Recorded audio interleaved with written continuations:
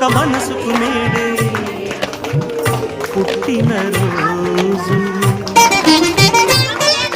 అహో తన పల్లవి పాడే చల్లని రోజు. ఇదే ఇదే కుహు స్వరాల కానుక, మరో వసంత గీతిక జనించు రోజు.